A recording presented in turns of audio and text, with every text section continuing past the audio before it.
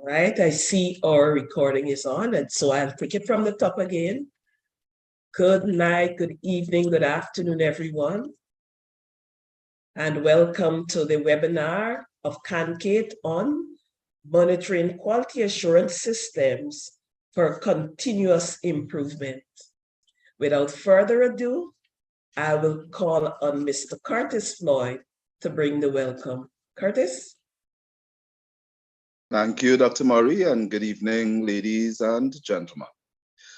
So on behalf of CANQATE, I warmly welcome you all to this evening's webinar.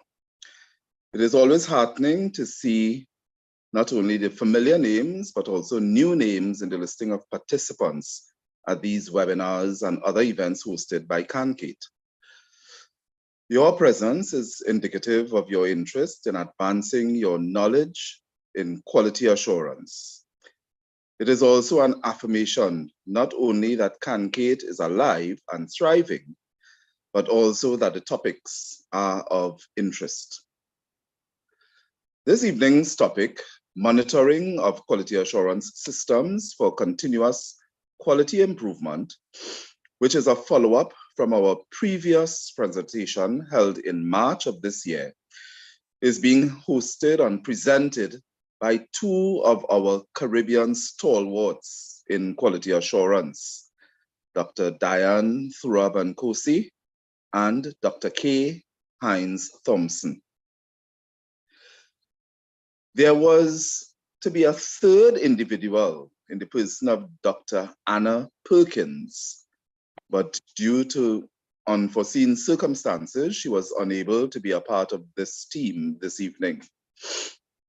Nonetheless, we are grateful to these eminent personalities for accepting to present on this evening's topic. They will be duly introduced by our moderator for this evening, your Vice President of CANQATE, Dr. Jacqueline Murray. I cannot help but draw your attention to the observation that we have a powerhouse of ladies taking us through this evening's proceedings. A quality assurance system is the bedrock which supports the salient work we are engaged in towards the advancement of tertiary education. A solid foundation gives the reassurance that the structure which follows is able to endure the test of time.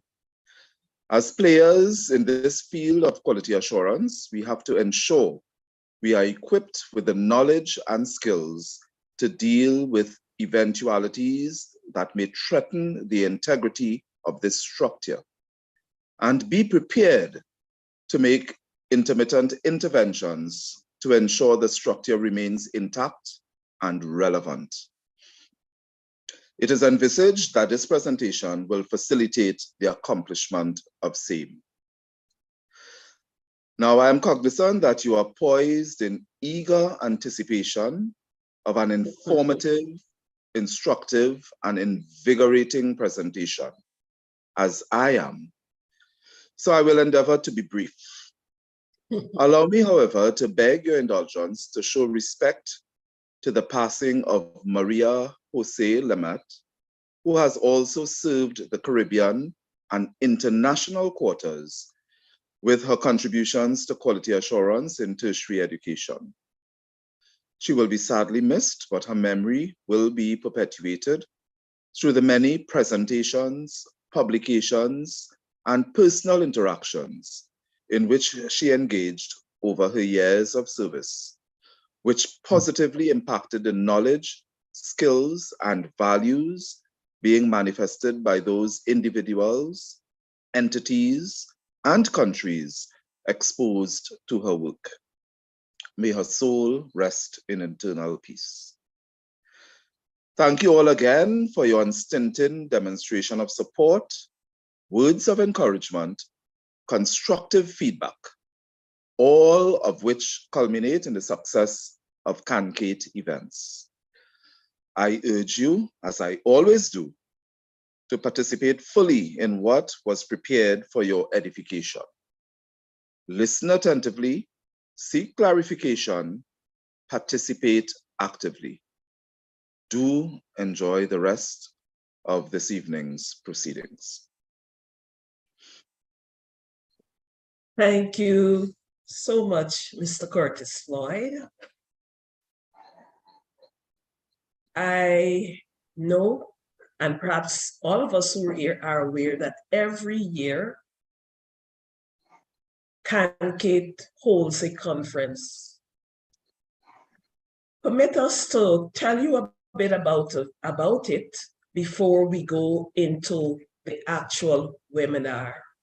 And to do so, I will call on Mr. Jerry Williams, the Secretary of CANQATE, to tell us a bit about what's going to be happening in Conference 2023. Jeremy?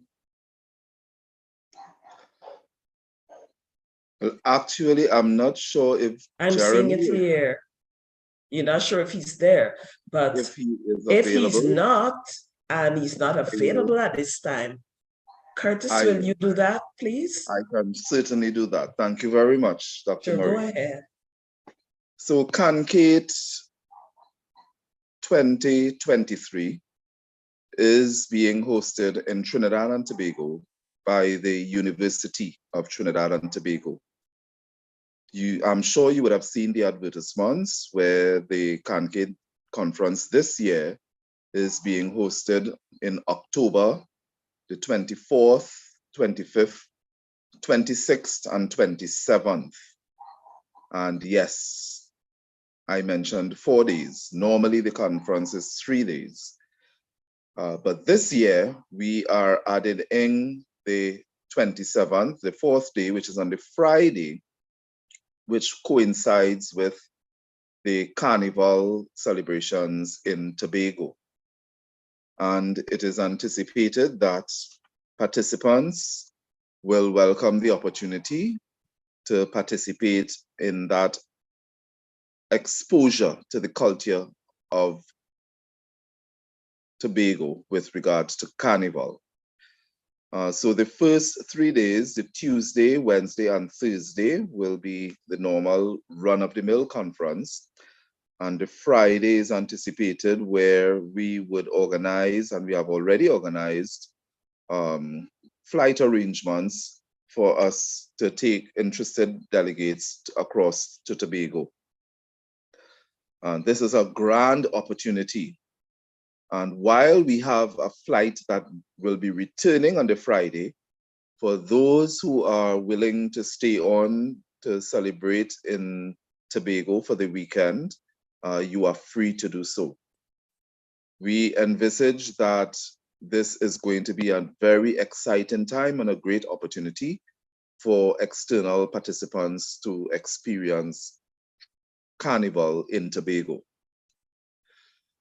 The conference hotel this year, we are proposing the Hilton Hotel. We have not yet advertised the prices because we are yet to sign off on the official agreement or contract with the hotel. But I assure you that this information will be forthcoming in the very near future. We implore you to, of course, register for this conference. While it is being hosted virtually as well as in person, so it's a hybrid approach to the conference this year, we encourage as much as possible persons to participate in person. Yeah, so more information will be forthcoming as we launch the CANQATE conference. The call for papers has already been published, and we encourage you all to participate and encourage your colleagues in tertiary education to be a part of this great experience. Thank you very much. Thank you very much, Mr. Floyd, Curtis Floyd. Well, I am sure that upon hearing all that is going to happen, we are going to see lots of persons coming to CANQATE's Conference 2023. I'd like to go right now into the introductions of our keynote speakers for today.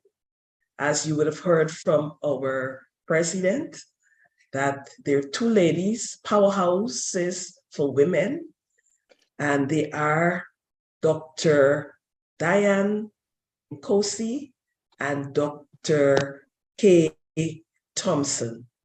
Dr. Nkosi is a senior program officer and head St. Augustine Section, Quality Assurance Unit, University of West Indies. Dr. Nkosi is a former curriculum specialist and faculty development specialist. Her experience and expertise span the area of curriculum development, quality assurance in higher education, and delivery of online and blended learning.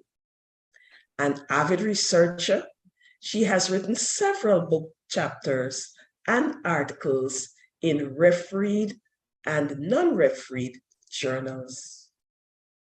Dr. K. Thompson is a senior program and head, Kayville Campus Section, Quality Assurance Unit, the University of West Indies.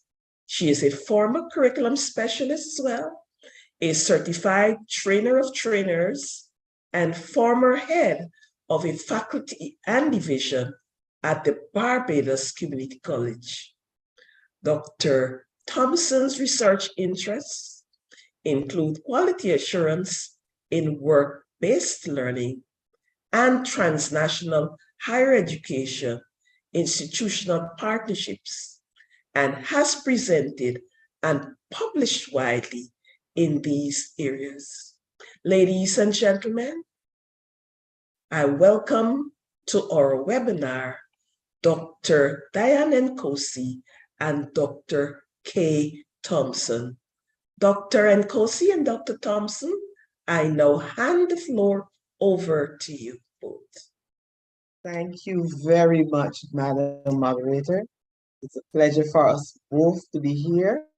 Because we're tag teaming, Diane, please just say hi. Hi, good afternoon, good evening, everyone. Happy to be here. Thank you. So as we're tag teaming, from time to time, we switch the presenter, but I'll continue in the flow of the presentation, and we welcome your questions at the end. And just as we get started, we just have one small task for you at the beginning. If you could please drop into the chat what one or two words come to your mind when you hear the word system. What one or two words come to your mind when you hear the word system. And we'll pick back up on that as we go along. Thank you, Dai. So you can advance the slides. Yep. So the structure of our presentation is as outlined here. We are going to go back a little bit to the definitions, not for the sake simply of defining, but because the definitions themselves help us to get a better understanding and appreciation for the operational aspects of monitoring the QA frameworks, the role of the framework in monitoring the QA systems, and the why, the what, and the how of monitoring. These are key issues that we will talk about. So reference was made a little earlier on to Dr. Austin's presentation, which came in March, on developing an internal quality assurance framework and some lessons learned. And he shared with us some key insights in relation to developing the framework. And as you go along, you will see that in the process of monitoring, it is a key component of developing, and that as you develop, monitoring is key. So we're going to look at some of those relationships as well. So the internal quality assurance, he said, was very individualistic. We want you to hear where we say individualistic, we want you to hear customized, we want you to hear tailored, we want you to hear suited to our needs. We don't want you to hear that each of us does as we want. That the standards of our accrediting bodies are key components of how we manage quality, how we see quality in the first place, how we benchmark what it is we do. He offered three interesting core values: developing a culture of quality, ensuring that we can have compliance and that we are consistent in all that we do, and that the internal quality assurance must be supported by a framework that allows for flexibility. So we're going to come back to these concepts as we look at the actual operational elements then of monitoring a quality assurance framework. And certainly the importance of a reference point, specifically a quality policy in establishing the mechanisms for monitoring a quality assurance framework. And Kay, you'll be happy to know we have some words there in the chat, so you might want to take a quick look at that as I continue to talk us through some of the points made by Dr. Austin. Indeed. And you mentioned the quality policy, but he also talked about developing standard operating procedures for quality assurance processes.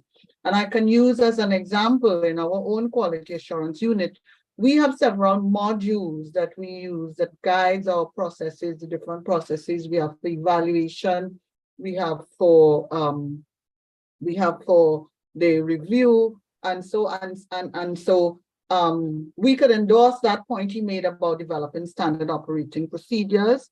You mentioned it previously, but he talked about linking the external quality assurance standards and processes, using that to build on our own internal quality assurance standards and processes so that there's that synergy.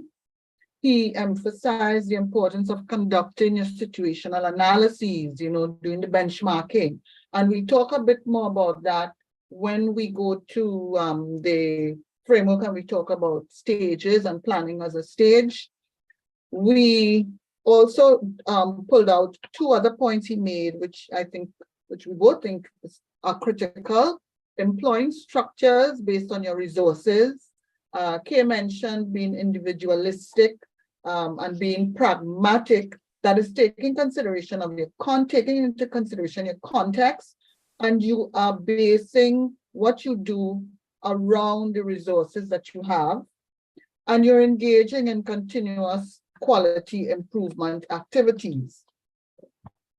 Now, we're moving to talk about monitoring systems, but we thought it was important for us to make a distinction between a quality assurance system and a quality assurance framework. So first, let me focus on the system. Now, Dr. Austin gave us a working definition, and you see it there on this slide. We want to expand on that a bit to include the entities. Think of entities in terms of your departments, centers, schools, etc. So the system would involve the entities along with those processes and procedures and so on within the institution that, and we added these functions: establish, implement, review, assess, or otherwise check, examine, or ensure the quality of the education and continuous quality improvement. So when you look at the working definition, we are talking about, in terms of a system, it includes not just the entities, but an expanded look at some of these functions. All right, so Kay, you want to take it from there? Yes. So you may hear different things when you're talking about systems. For example, you hear quality management system as technology. So there may be software out there that assists with the monitoring, with the recording, with the analysis, and so on. You may hear quality management system as strategy. We're looking at how procedures and processes can be managed within whatever the organization or entity there is. You also will hear quality management system being referred to as process. So when we ask you to put certain things into the chat just now, there was a clear pattern in terms of what you put. For example, the idea of interconnectedness and interrelatedness. A system being that collection then of parts that are interconnected and interrelated. Sorry, Kay, I just wanted to just quickly call out some of the words for you. Network, arrangement and organization, interacting, group elements forming the whole, assembly, organized, organization, structure. So these are just a few of the words that people put in the chat, aligning with what you just said. Thanks, Day. And it is very important because a quality management system then is something that is pervasive. So in the chat, some of you mentioned that it is supposed to lead towards effectiveness and efficiency, that it relates to order and structure, these kinds of terms. And when we're looking at monitoring a system that is based on producing certain outcomes like effectiveness, efficiency, and so on, we really do need a framework for the analysis. So when we talk in this particular instance about the quality framework, that forms part of a practice that guides how you apply your quality system, this is a key component. And you would have seen in the literature, and you would be familiar yourself with a number of them. We are going to focus on the one that is currently part of our own activity at the university and used by other systems, the PDCA framework, Plan, Do, Check, Act, which is a continuous improvement framework that supports a philosophy then that looks at forever seeing your system as something that you can further improve and overall enhance. So you'll be familiar with diagrams such as this. You may have seen it referred to as the Deming cycle and other terms, beginning with the idea of planning, do or implementing, check or monitor, and act to improve continuously. So we're saying in essence, you can have the system and the system can be there, but you need to create the framework for analysis. And the framework for analysis, then the quality management framework.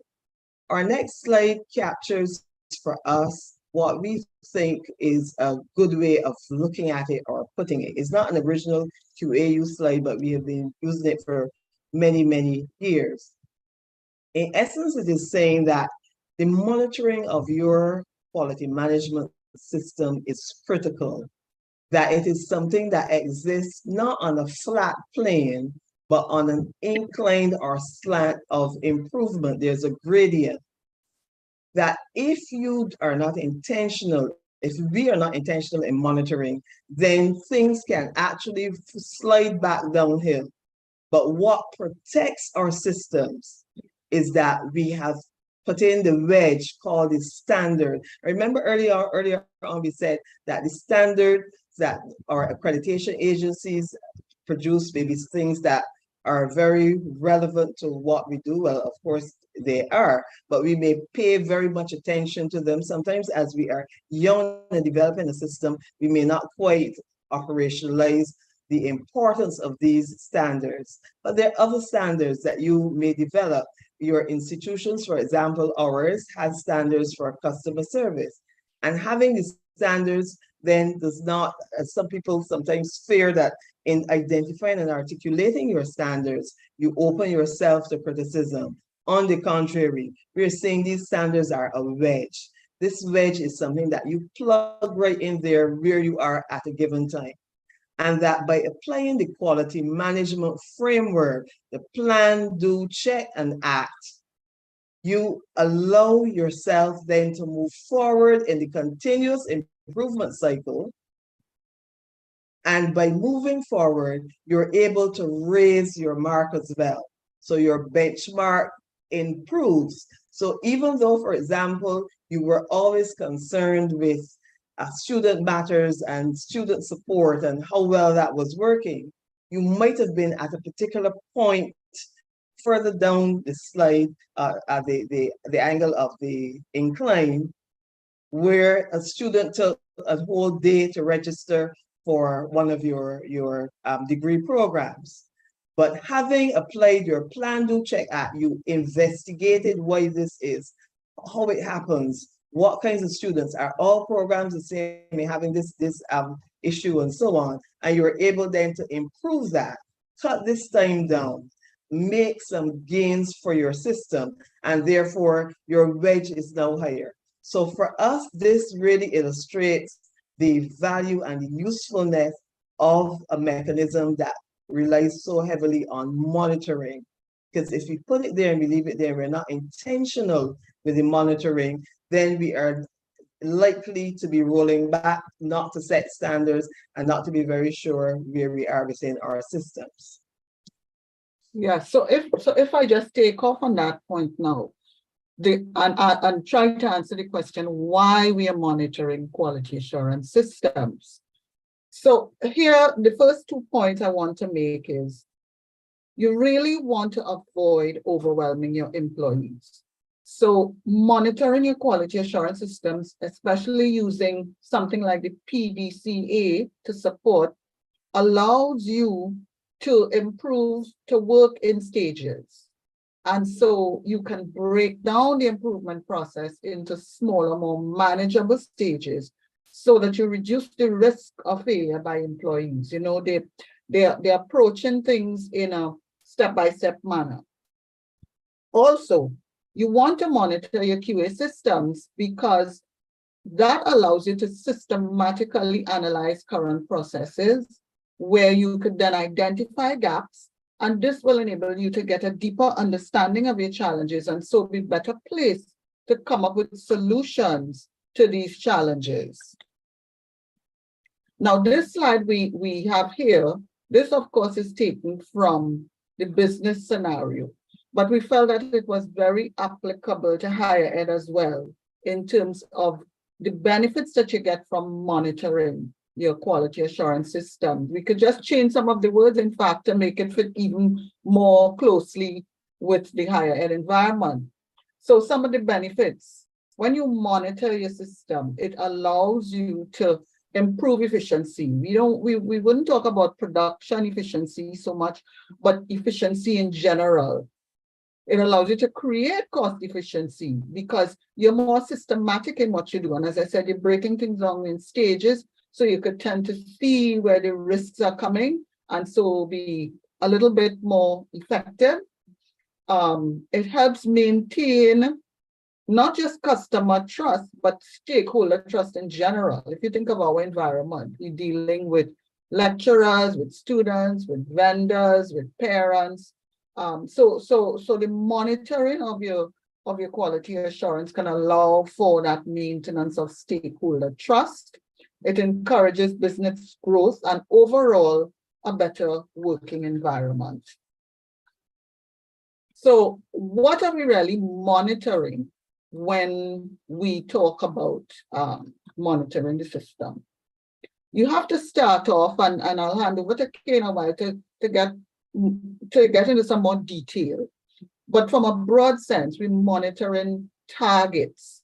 We're looking at our goals, we're setting our goals, and we're using that to do the monitoring. Key performance indicators that you will derive from your strategic plans, your strategic objectives. Some people may use a balanced scorecard approach. We do have this at UE as well. Some people do strategic planning in other ways that would allow them to come up with these key performance indicators. But those targets, along with the standards that you may derive from the accrediting bodies or benchmarking standards, are going to be the base that you will use to do that monitoring. And we emphasize there the pragmatic and individualistic again, because we know all HE institutions, all higher education institutions are not the same. And so people will have varying contexts. And we're saying that your monitoring will then need to take account of your context. But generally, you want to set your targets as the base from which you're going to do that monitoring. So how do we monitor now? We're going to get into that, and I'll give you just a broad start. Now we started talking about the QA system as including entities. We want to emphasize, and we'll keep saying this as we go along, that all the entities in your institution will have a role in the monitoring through that PDCA cycle.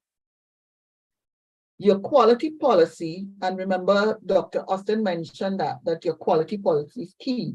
Your quality policy should identify all those entities and the roles that they have in relation to quality assurance and the monitoring of continuous quality improvement.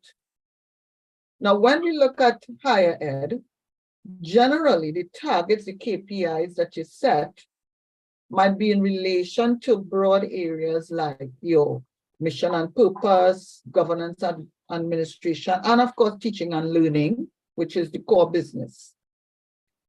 Now, the entities with responsibilities within each of these areas will have a role in setting these targets, collecting the data in relation to the targets, but you may have one or two entities that are responsible for collating or taking the lead role in these activities.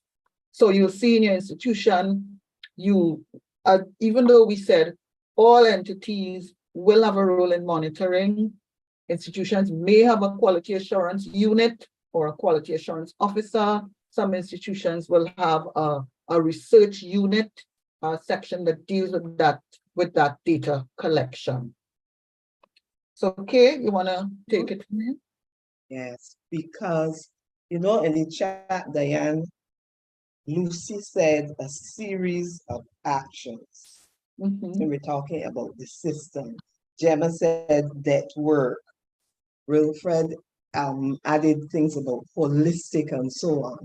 And these are critical concepts when we want to understand how do we monitor for CQI. Quality is not tone deaf. If it is tone deaf, it is not quality. Therefore, the tools that we decide to use to monitor quality have to bear in mind that an important part of why we monitor has to do with what information or evidence we gather. So many of you are familiar with and actually use at your institutions the various forms of survey. We're not sure if you also use an internal survey that actually gets input from those who are responsible for the monitoring about how well they are equipped to monitor, how much they know about the system, and so on. So as we're thinking about it and thinking about the system, we always try to remember that the system is not inanimate. The system has those components like the technology and so on, but the people who are impacted and the people who are the receivers of service and the givers of service, they are very important. So all those things that we do, the quality evaluations in our own system, for example, with the academic programs, we have internal operational evaluations. So once a discipline, for example, biology, just pulling one out of the hat, biological sciences is up for its quality assurance review cycle activation, the first thing that we do is an internal operational evaluation for them. And we work through that because that is a precursor then to their developing a self-assessment report. Again, another element of monitoring internally, and the quality assurance review process where we bring in the external. And then you have things like examination results.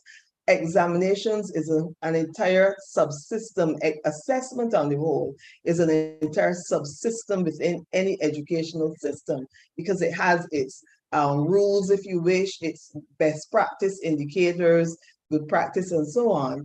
And whenever we are benchmarking, we are bearing in mind where we would be if we were as close to or ideal as possible, those KPIs, and comparing that to where we are now and measuring that distance in terms of specifically identifying the steps that may be needed. So even though we talk about plan, do, check, act, and it seems very calm a process, you go from plan, you go to implement, and so on and so forth. We know that there's iteration because the tools themselves sometimes throw up for us things that we have to turn back in the planning before we actually go to implement. We thought we had finished doing this, but we haven't. We need to look back. And then an important thing as well is the timing. Within our systems, we have all kinds of deadlines and so on for various areas of monitoring. So sometimes things exist on cycles, like our 5-year cycles for quality assurance reviews. But we have even looked at that when we talked about looking at the mechanisms that we use. When, for example, you tell us that there's a structure and order. When we look at the timing, is it working well for us? Should we be moving to risk-based so that we don't automatically throw everybody into the beginning of a 5-year cycle when some are doing very well, some also have their program accreditation that adds information to their own monitoring, and therefore we look at those that we think can be most helped. And if we think part of it, again, a part of the monitoring is not an arbitrary thing either. And how do we ensure flexibility? And for flexibility here, we want you to hear responsiveness. That what you're doing is not, again, tone deaf. It does not ignore the concerns. And when your faculty are saying, but this process takes so long, this process for approving programs or whatever takes so long, or we can't afford to do this or that. Are you always in a rigid place? Or is there flexibility? And remember, your flexibility has to be tied to the KPIs. We don't go flexible and rogue and throw things out unless we are planning proper disruption that will actually enhance a system. So we go, yeah. So our table then is meant to set out fairly, in fairly straightforward terms, how do we monitor using the various elements of the Plan, Do, Check, Act. So you see the phases in terms of planning, implementation, monitoring, and improving. You see that we have entity or entities, because remember that is part of our definition and part of what we want to hold up. Because an institution, for example, as amorphous as the University of the West Indies, one of only 2 truly multinational universities in the world, serving maybe 17 additional countries and so on and so forth, you can imagine the complexity. But it is important that all the entities within it see themselves as having a quality assurance mission, and that being part of their culture, and that continuous assessment is part of it. So you know that these are works in progress because we're sharing our experience as we too are in the trenches working to build this. So even though we refer to a particular entity or a set of entities, note that everybody is involved. If, for example, I do not, for some reason, I cannot be at work, suppose I were ill for a particular week and I could not come, compare me then with if the service of the cleaner cannot be had for an entire week. And I'm not saying that to play down or diminish the importance that we have within the system, but I'm saying it to say that your organization is wonderful, but at teaching and learning, but you're terrible with security, or you're good at this, but you're terrible with that. Even though we accept that we have our weaknesses and we have our areas we need to strengthen, if we look at it as a system, with the order that you refer to in your notes in the chat, then we know that everybody is responsible. But as we look around, we will see that there's certain people that tend to have greater responsibility, especially at the corporate level.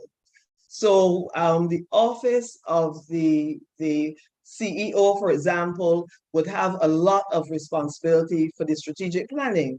But when a strategic plan is being developed, in the ideal world, I know there are different models, then still those who are part of that process need to be engaged, or else it is a tone deaf process. So you see others mentioned there, the operational units who have to implement everything, the academic units, for example, the offices of the principal and registrar, the maintenance department, and or ancillary services and so on. All of these are entities that in our ideal world, when as our system builds out more and more, will see themselves as part of the culture, to go back to quote Dr. Austin's three things, part of the compliance and part of the consistency that was mentioned. So even though we have them as entities, we know that all are responsible. And you see on the right, we've just mentioned some of the tools that they may use formally, but within your system, when the culture itself of quality starts to take off, one of the things that you try to engender is personal accountability, each individual, to helping to build the ethos of quality. So there are a few examples of structures and so that we want to share with you. And Kay, you think it would be useful for people to just throw into the chat as well any of the tools that they feel that they use in their institutions for monitoring, so that we could get a sense of what some people are familiar with as you go over the tools. Yes, thank you very much, Diane. Yes, we can. If you would, colleagues, again, indulge us. Thank you for your cooperation. Those tools that you have at your institutions, organizations, and so that you use for the quality monitoring. So we have just suggested a few. Some of them may be what you would identify. The annual program reviews of different entities. We have a structure for academic board at the university, which is different from the older structure for the academic board at the Barbados Community College, for example, in that the academic board is the highest then internal administrative organ. So it comprises all the heads of departments and institutes and so on. So each one does produce for each of those academic board meetings a report. So some reports are annual reports, annual reviews, and so on. There are reports that come into us from external examiners and within our examination system, because for educational institutions, the examination processes are paramount. One of you mentioned in the chat the importance of rigor and being robust within a system, if you're going to truly call it a system. The periodic quality assurance reviews, which may be internal, some of your institution in terms of the policies, and so we talk a little bit about that too, would actually have the guidelines for how these things are done, the procedures for program approval, modification, withdrawal, or quality assurance unit just met, for example, with a proposal that Diane led that spoke to streamlining that process for the University of the West Indies. The student engagement in quality assurance processes, including the program approval activity. For us to monitor academic programs now, we have a team that comprises a student member, a graduate student. So the person comes on the heading of a SMART, student members of quality assurance teams. And we identify that in our planning before COVID as one of the areas of best practice in the quality monitoring and at a global level. And we noted too that part of the best practice had to do with the preparation. We can talk all we like about these tools and monitoring and so on. If we do not prepare our people in the various areas in which they're to operate and help them to understand their value within the system that we talk about as robust and the series of actions that are connected and dependent on each other. That training, as Lucy says in the chat, in relation to that particular definition or depiction of the system, that is so essential because on it rests your ability to be consistent.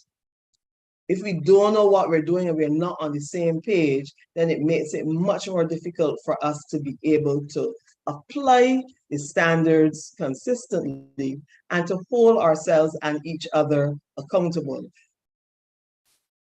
So the structures then And the strategies and tools also include certain things that you create in your institutions. For example, we have a thing called staff-student liaison committees. So that's one of the monitoring elements within the academic structure. So within a faculty, there may be, and we know that not all are up and running in the way that we want to have them run or the way that the deans would want to have them run.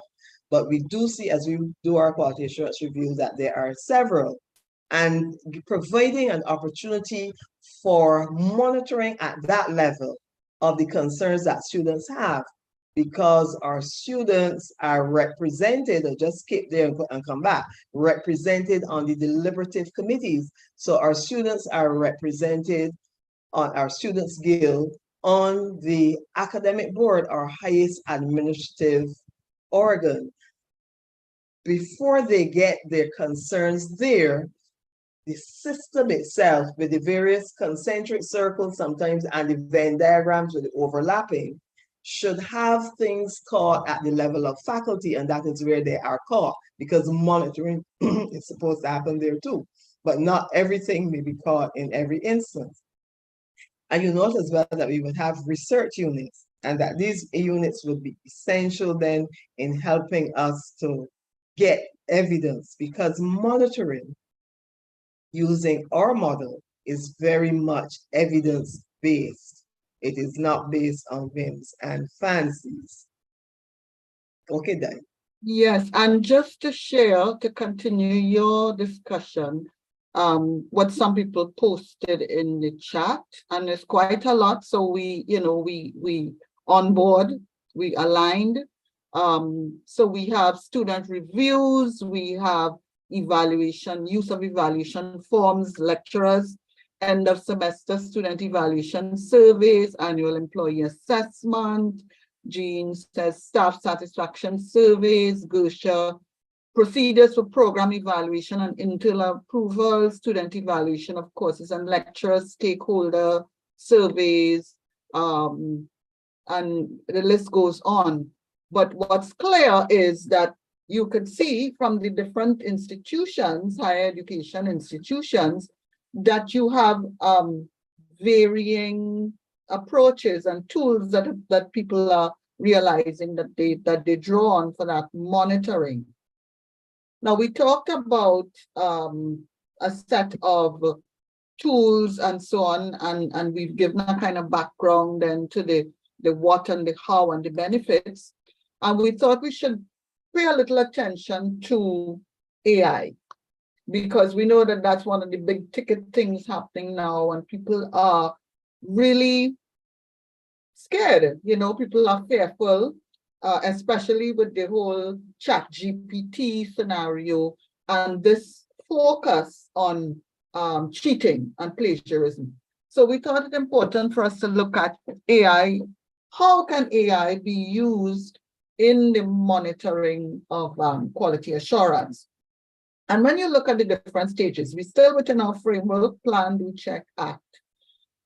What we focused on first is, we said, if you're looking towards AI for monitoring, you first have to look at your context. You have to determine in the planning phase, for example, what is your underlying philosophy and how does educational technology fit within that context? Because you need to know, when you're going forward with this, do you have the capability? Do you have the resources?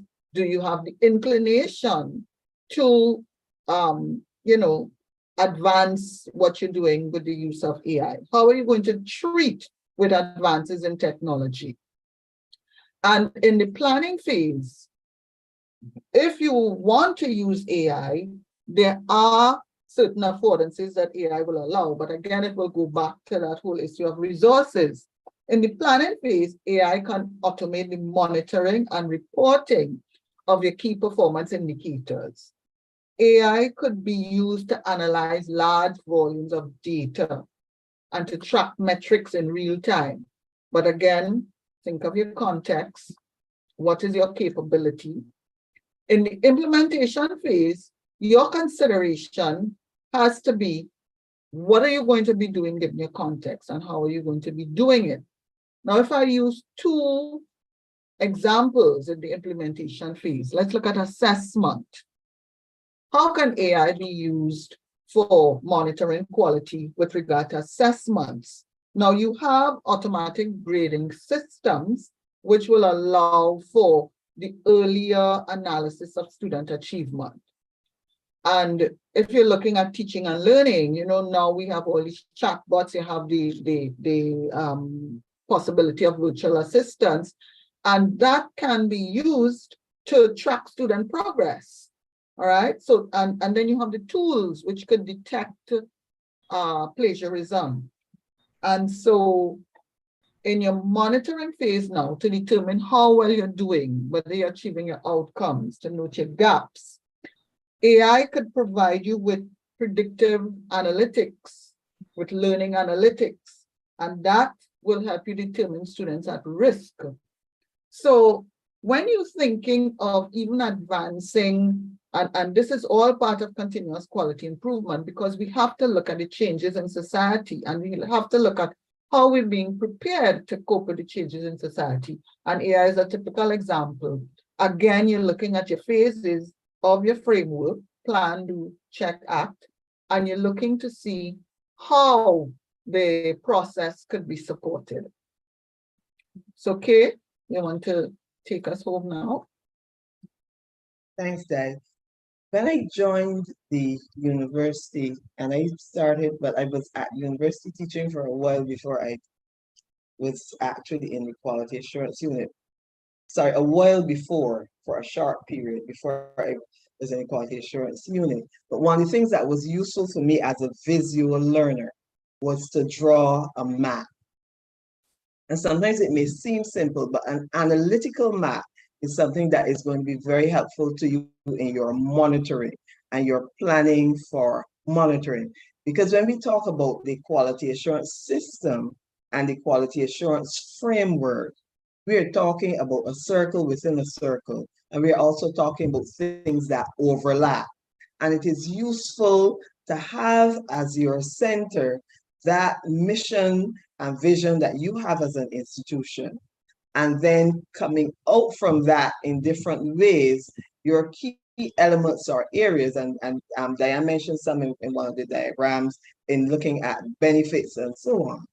And then look at how certain things connect, because the framework says when we are planning, we are understanding context. When we are implementing, we are implementing in a way that shows we understand context. And that's why the AI example was so critical as well, because that is one for sure where context is very important.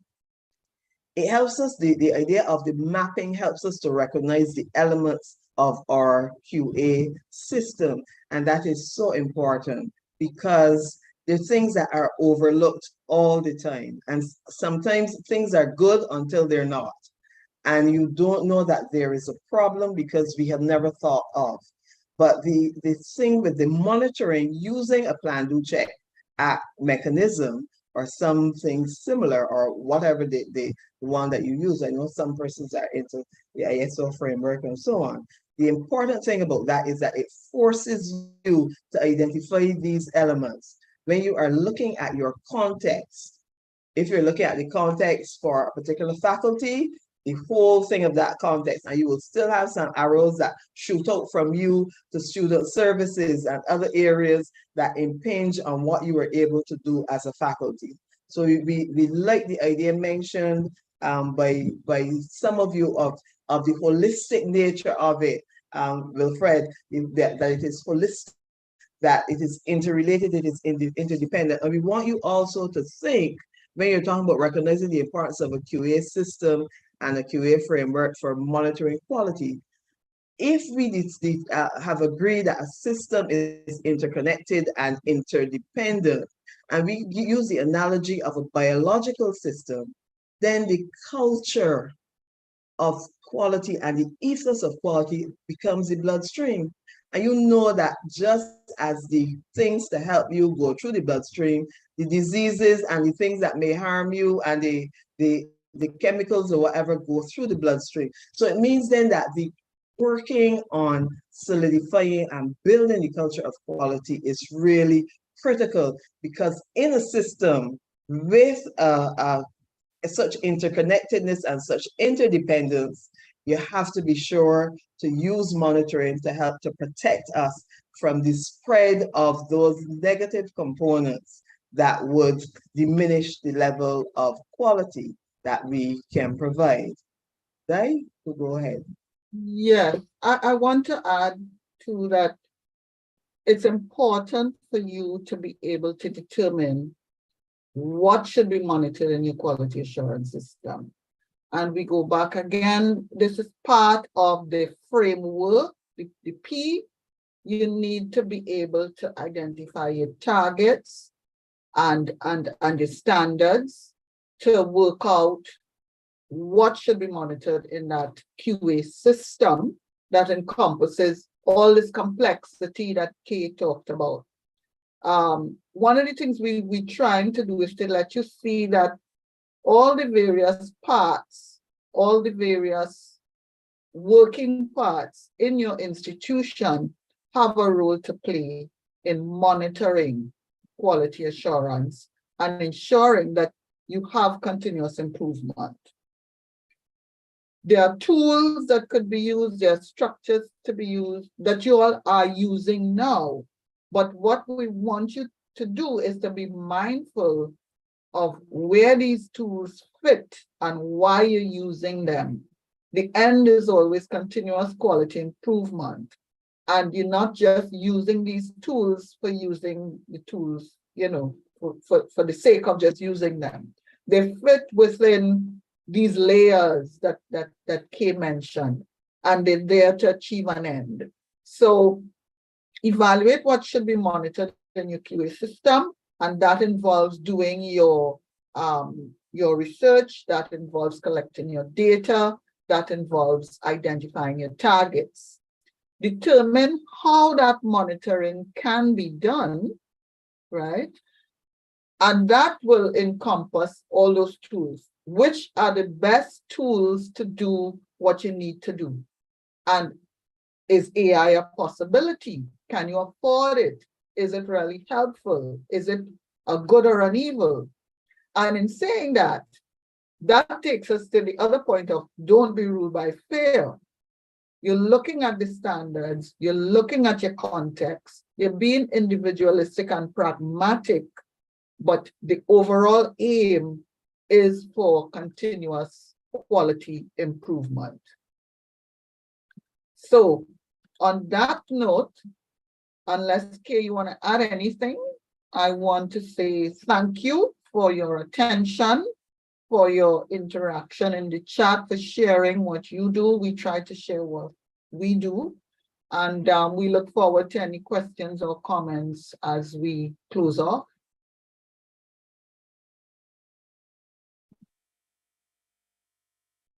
Well, thank you so very much, doctors. I think the presentation has been very, very informative. Ladies and gentlemen, you can post your questions in the chat. June, do they have privileges to open their mic if they would like to ask a question? Maybe you raise your virtual hands. Yeah. Yes, you raise your virtual hands and you can be recognized for questioning. Or comments to Or comments too, yes. So Gersha, you can go ahead, please. Hello, good evening, everyone. Thank you so much for that very enlightening and very interesting presentation, Dr. Thompson and Dr. Kosi. I really enjoyed it and I benefited and learned a lot. I have a quick question, which is, fundamentally, there sometimes is a bit of a discrepancy between the terms monitoring, evaluation, review. Some people use them interchangeably. At my institution, there sometimes is a bit of a confusion, especially when you want to implement which are we doing? Are we monitoring? Are we reviewing? Are we evaluating? Could you give me, what is your take on monitoring? Because how I looked at it, the monitoring was you're looking at your inputs, you're making a quick look at what do you put into the system. And it's more like a checklist. Do you have this? Do you have that? Do you have the other? So like you reporting on what did you put into the system to make it work. And at the end of the cycle, you're reviewing how well did it work, which is like review and evaluation, sort of very similar. But I always have a kind of a problem with monitoring and review and evaluation. So I just want some clarity, please. Thank you. Okay, you want to go first and then I'll jump in if I need to. Thank you. And thank you for that question. I'm going to separate, and at the beginning, I'm going to separate review as a tool, which is a specific term that we use in our context as well. There is something called a quality assurance review. But for me, monitoring is an overall all-encompassing term. I heard you use the word quick and checklist, which is a context in which we monitor. I'm seeing, as I tend to see, a lot of things on a continuum. And depending on the context in which you use, you are either doing what you refer to as a quick check, or you are doing a more comprehensive check. But monitoring is a check. In our PDCA, Plan, Do, Check, Act, the check says, what is the point at which you are trying to determine if you are meeting your objectives? How? What are the areas of efficiency? And so on. So sometimes you can have a monitor that is a quick monitor or check, but reviewing does not eliminate, or for me, they're not like terms that are mutually exclusive. That's the term I was trying to find in my foggy brain. They're not mutually exclusive terms. You can conduct a review, and a review can have specific parameters to it. So if we are reviewing an academic program, for example, we have very specific rules about what we're looking at.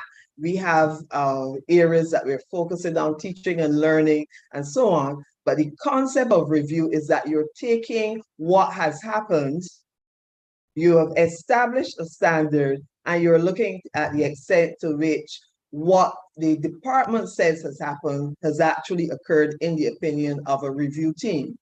So for me, it relates a lot to what is your purpose and how specifically are you setting it up? Because very often they're used interchangeably, and the fact that we have adopted a quality management framework that says Plan, Do, Check, Act says that that check refers to all mechanisms for monitoring, and that in different circumstances or contexts, they will be used in different ways or for different purposes. Yes, Dave, can you share your... Yes, I want to just share for me, and I'm agreeing with you, and Gersh, I think it was important, the question that you asked was important. When you think of monitoring, it's an ongoing activity, right? And yes, you do have monitoring that is a quick checklist, as Kay is agreeing with you. But if you think of the monitoring as an ongoing activity, and remember we are talking about the PDCA, and that framework works as part of that ongoing activity, where if you're monitoring, you have to be monitoring something. So you start off with your targets, right?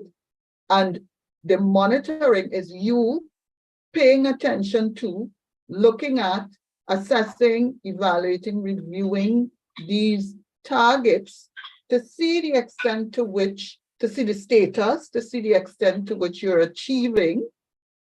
And the check comes into play, and the act will come into play when you try to treat it. Remember, we said in our definition that you would want to to be able to deal with the challenges that you see, all right?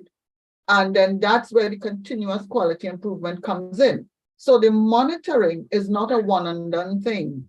Monitoring is an ongoing activity that starts with what are we monitoring, which would be our targets, and the process involved takes us through the looking at the status and the extent to which we're achieving these targets. So all of that is involved in the monitoring.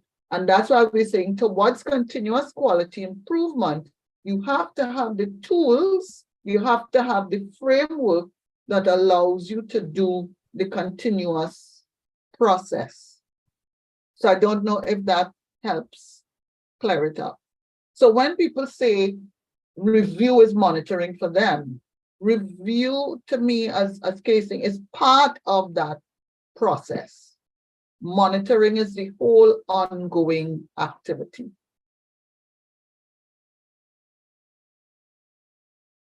Well, thank you so much for that. I noticed that there are lots of comments in the chat. Oh, And there is one person who's asking if the recordings will be shared. June? So the recording is on or will be on the CANQATE YouTube page. I will check with the secretariat if we can just send out the link to everybody. Okay. All right. There's also another question in the chat related to the monitoring, and from a director of operation, like to contrast the idea of plan, do, check, act to easily turn into reality of and do, forget. As what I saw, another question. That is okay. You're going ahead there. sorry, no, I was reading the chat. So could you repeat that? June, can you call the question out again, please? Because I'm scrolling trying to locate it. Because I was seeing one with the introduction. Yeah, I can help June, because it is something that we grapple with and seek to ensure that it does not happen. That plan, do, check, act can be easily turned into plan, do, or forget. And that is an essential consideration in our quality assurance, and especially for continuous improvement. When I said a little bit earlier on that quality assurance systems are not inanimate, it is a very serious, for me, consideration. The people are important for making the system and making the system work. And the system itself has to have standards. So if we say that we have a quality assurance system, even as we have standards for everything else, the system has to have standards. And the standards have to have something, for example, to forever keeping our faces, that this continuous improvement is something that we have to pursue. So we can't have a review now and on a campus and never go back. Or we can't say to people at any point in time, here are the standards for operation, and never monitor them, never look. So that is an ever-present danger, and I am thankful for the comment, because all quality assurance practitioners must be conscious of that. The fact that we are introducing into a system then something that in a way becomes more we are accustomed to, and you as leaders may be accustomed to, but by and large, people often are concerned with getting their work done, and some things called like financial crunches, this and that happen, and people forget that the monitoring is going to be essential to help you deal with these kinds of crises that exist. So therefore, things become episodic. And you hear, oh, back in 2000, we developed some standards for quality service. And nobody ever heard about that. And so those are realities, and we're not hiding our head in the sand regarding it. But that is why the monitoring is so essential, because you have to monitor the system as well. How well are we keeping track of the fact that we should be keeping track? So not only are we keeping track of those things, but keeping track of the fact that we should be keeping track. Our quality assurance unit has to have quality assurance reviews, just like we put everybody through them, we have to have them. We have to undergo audits by the University Management Audit Department.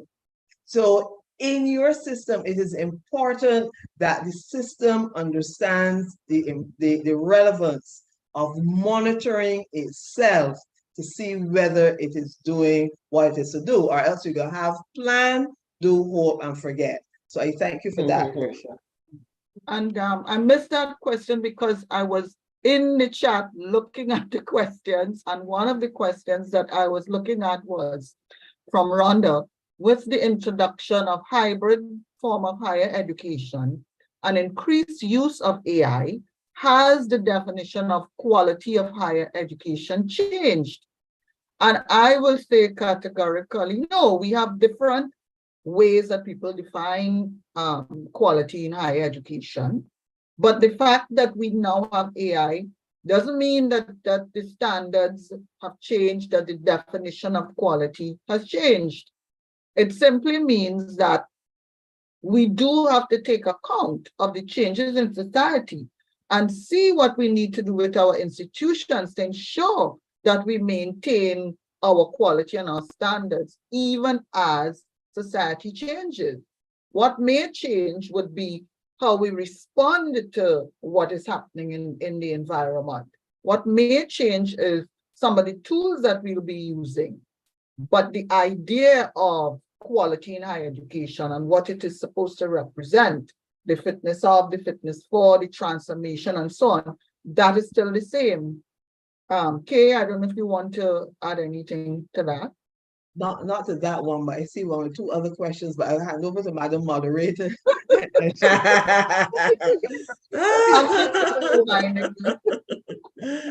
All right. I see one there. All right, I'm scrolling, going, looking. There are lots of comments. In the meantime, Ambrose Palmer has his hand up, so. Oh, yes, he can. Go ahead, Ambrose. Open your mic and answer your question or make your comment. Good night to everyone. Are you able to hear me clearly? Yes. Yes. All right. Okay, just that I'm looking at things from a different perspective in reference to monitoring and in the context of teaching and learning. It's just a general observation as an educator for over 30 years. What I'm trying to get back to when we are looking at quality assurance is just a quote from Albert Einstein, who said that education is really learning how to think. And of course, I'm in IT. This is my core area. And what I've been seeing is that, of course, IT will be trying to make things a lot easier for us. Here comes AI. And what will be happening is that the question of thinking, how is that monitoring going to be taking place to deal with this core area and purpose of education? Because of the fact that the ideology that I have, and I just would share it to you or share it with you, is that the student is the product and the service. So that in view of all of what we are doing in the education arena, the end product is this student graduating and having that, you know, ability to be out there in the working world as that product and service and improving on the economy and by extension, you know, life, a better way of life. So where is that monitoring taking place to ensure that in the context of learning and teaching, we do not, for want of a better word, throw the baby out with the towel or the water or something, that we focus on the product and the student, and the AI and everything else seem to be moving us away from the thinking. I'm saying pretty soon, we wouldn't have to do much thinking anymore because all of this AI and all the IT coming in and taking that away. So where are we really saying, hey, look, let's focus on what really quality assurance is supposed to be dealing with And that is, again, to reiterate, the student as the product and the service. Thank you. And if I may jump in immediately, because in the little bit I did with the AI at the end, one of the things I was saying is that, yes, AI is coming in now, and there are arguments that AI may be taking over, that it might be reducing the thinking, you know, it might be encouraging plagiarism. But there's also that aspect of AI that can do just what you're talking about. If used in the right way, it can encourage that thinking, enhance that thinking. And AI can also be used for that monitoring of teaching and learning. Remember, I was saying to you, the predictive analytics, the learning analytics, being able to assess whether the students have learned, how much they've learned, and so on, using AI to do that. One of the things that will be required is a reshaping, a rethinking of pedagogy, teaching and learning, how we do it. Society is changing, the relevance of the approaches that we're taking. We have to look at that. And so it's not a one aspect thing that has to be done. It's a series of activities that must be done to do that monitoring, that will require people like you who are actively teaching to rethink your approach to because you remember we said entities and those involved in the entities all have a role. So as a person involved in that teaching and learning entity in your institution, you will have a monitoring role. You will have to look at the success of your students, and you have to find ways to provide suggestions for how you retain, how you support, and so on. So so the monitoring, part of that monitoring of the teaching and learning is your responsibility. And the tools that you may have to use are the same tools that you are expressing a little bit of doubt in, like the AI tools. And you have to, you know, get used to the, how do I do the analytics? How do I flag when my students are not doing what they're supposed to do? And that's my take on it. Okay, you want to say anything there? Well said, I would only add that it seems as though going forward, and I like the focusing on student learning and outcomes and so on, because that's when you look at the university ordinance 1 or something like that, I'm subject to correction, but one of our early ordinances says that the student is primary and the student welfare is there. So all of the roads lead towards enhancing that. But just to say then that in relation to, we go back to that slide about fear. Yeah. You see, there's some groundwork we have to do all the time with this monitoring and our quality management systems. That's some groundwork to help our people refocus and focus, as you say, Ambrose, and see the wood from the trees. So early on, the engagement, somebody mentioned in the chat, the importance of student engagement and so on. The engagement of the people, the key stakeholders in relation to that. So your map, when I talk about your whatever your entity is or your niche area or whatever that you are monitoring, your map is going to be a map that reflects AI as one of those other components. Andrea Marshall, Dr. Marshall is there. She has a lovely diagram that we use in curriculum renewal workshop that talks about all these things that impinge. But you have to, and if I say you, I don't mean you specifically, but I'm talking to myself too. We have to decide to choose our battles in a way in relation to it. Is AI the thing that we fight up against and fret up? And so, or as Diane says, do we look at any areas that it can work for us?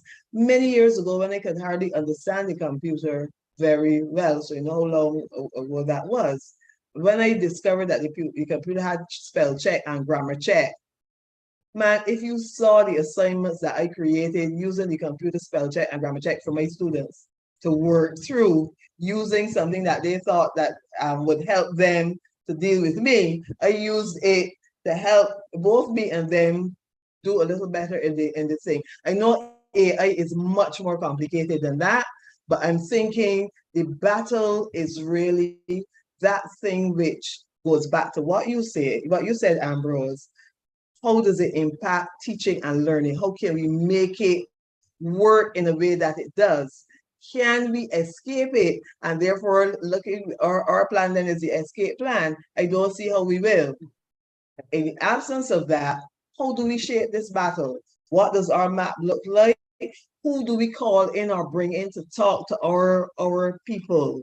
So even though we may be having a workshop for the teachers, 2 or 3 of the ancillary staff may be interested. We don't keep them out. They're part of the whole setup or framework. And sometimes they may ask a question in a way that helps to bring out something. But I'm just saying you keep your goal in mind in terms of student learning. You pick your battle. You try to shape it as far as possible. And we're accustomed to that in the Caribbean, our little dots on the map, having to manage everything. But this AI does not seem like something that we could just, either ignore or get frightened and hunker down when we don't want anything to do with it, or fail all the students and all that kind of thing. And I think Di said, I can't remember, she said it, no, or it was when we were talking a little earlier today, that we can actually use it to track how it is used by other people. So it even has that capability. But a lot of learning for us in institutions, a lot of openness, and for us to understand, we have to monitor this. Our job is monitoring how outcomes are achieved, whether at the level of the student or whatever, all that's our job, and we can't get away from it. So what are our tools, as we said a little bit earlier, which battle is a real battle, and how do we reshape battles so that we make things work for us as far as possible? Who do we need to include in that? Right, thank you. I know, Diana, when you said, I said, no, not really, and then I got on to a whole epistle, but don't mind. Very good question from Ambrose. Yes, but thanks, Ambrose, for that question. Thank you. Yes. I think, Jackie, we can only answer the last question. Yes, I see that there. So there's one there. I don't know who will take this. Please speak to the use of AI to choose candidates best suited for a particular curriculum. So does Gemma want to say a bit more about that? What are you thinking of, Gemma? I'm not sure. I mean, you're looking at the AI, how AI could be used to choose people for a particular course of study. Gemma? Like, are you suited to something?